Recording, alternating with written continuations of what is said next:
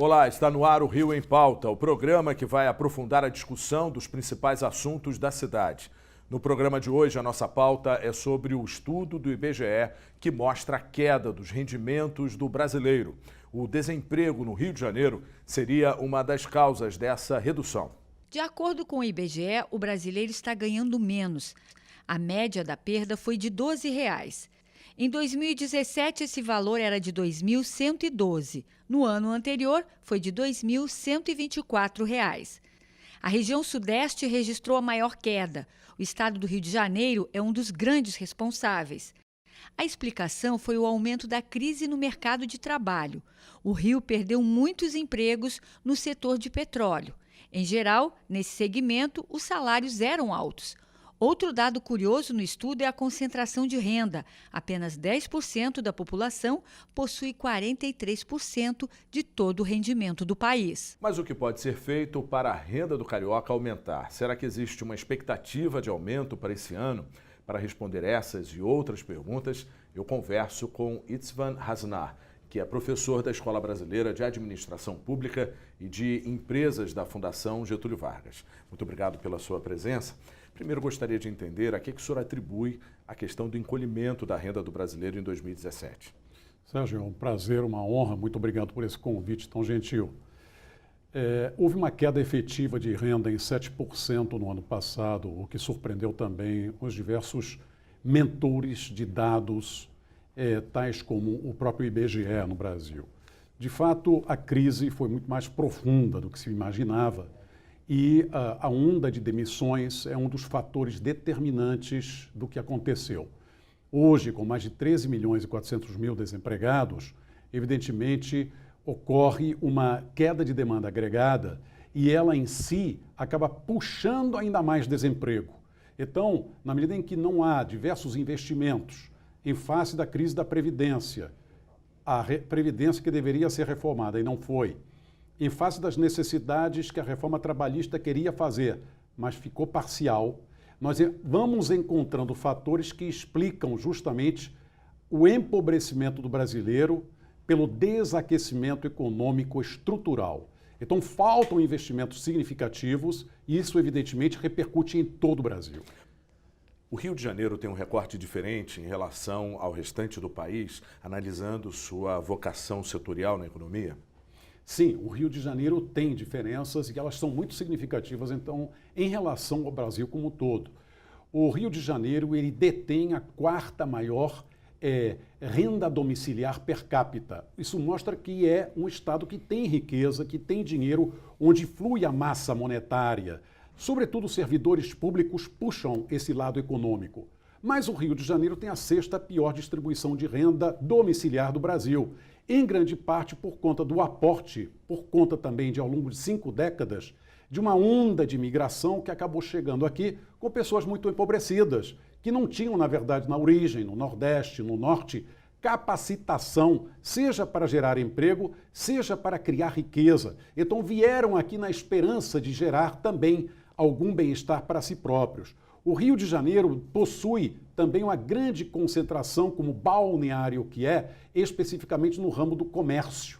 Então, 17% a 18% dos empregos são do comércio. E no setor serviços, outros 52%. Então, essa característica de atuar sobre bens não reais, intangíveis, acaba representando uma enorme flutuação na economia. E essa economia, quando pega uma crise, acaba indo mais ainda ao fundo do poço, que é o caso do Rio de Janeiro. O Rio de Janeiro acaba transferindo aí para toda a região sudeste, ou seja, São Paulo também assume um comportamento como esse. A região sudeste acabou puxando a redução do nosso rendimento do trabalhador?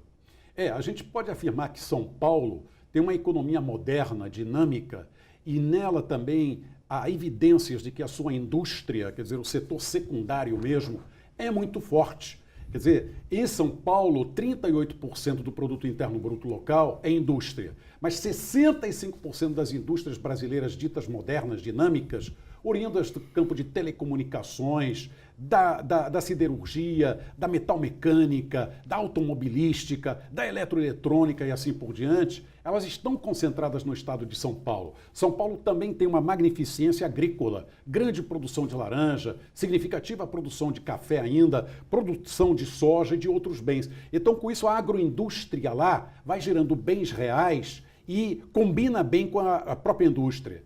A capital São Paulo é a capital financeira do Brasil. Nós perdemos a noção de capital financeira. Hoje em dia, no Rio de Janeiro, nós carecemos disso. Então, nós não temos matrizes efetivas de bancos, de financeiras, de empresas de leasing.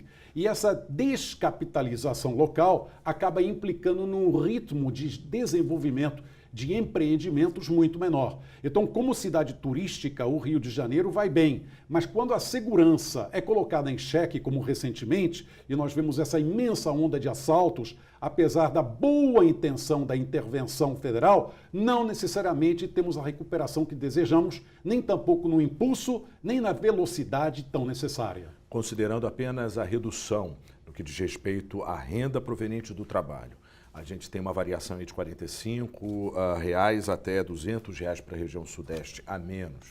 Isso representa muito mais na conta final? Sim, representa muito mais. No Rio de Janeiro, em especial, o que nós tivemos após 2015 e 2016, com o PIB do Brasil caindo 3,5% ao longo de 2 anos, e, portanto, se você capitalizasse, seria mais do que 7% de queda do PIB, mesmo com uma recuperação super tímida de 1% em 2017, tivemos para o Rio de Janeiro, nesses mesmos 2 anos, uma queda de 16% do PIB. Então, a renda per capita dos fluminenses, dos cariocas, despencou dramaticamente. Há alguns elementos importantes, entre eles, é bom lembrar que a economia do petróleo teve uma queda significativa com redução da cotação do preço do petróleo. A Petrobras, como organização aqui instalada, quebrou literalmente de 2014 para 2015 e teve que passar por uma modernização, reorganização, reestruturação onde financeira. Estavam também os trabalhos com maior rendimento. Exatamente, com um efeito multiplicador, gerando empregos diretos e indiretos. A desmobilização do pré-sal foi muito significativa, mas nós temos esperança, porque podemos notar de que o pré-sal está voltando agora com bastante força, então pelo menos até 2030, provavelmente, serão criados até mais 78 mil empregos. Haverá mais de 240 bilhões de reais investidos no Rio de Janeiro. Todavia, mas porém, nós sabemos de que existem questões seríssimas para que isso aconteça e a gente não acha que isso é letra morta.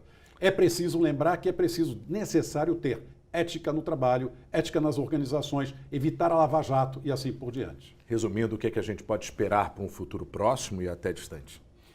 Uma economia bastante frágil ainda, porque muito afetada por uma carga fiscal muito elevada, impostos recordes no estado do Rio de Janeiro, impostos muito elevados também no município. Então aquilo não propicia a atração nem a polarização.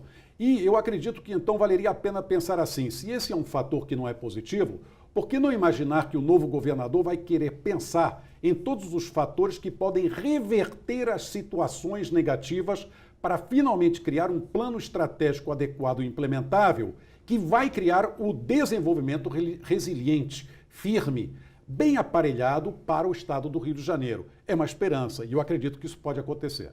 Muito obrigado pela sua participação. Ficamos por aqui. Até o próximo Rio em Pauta.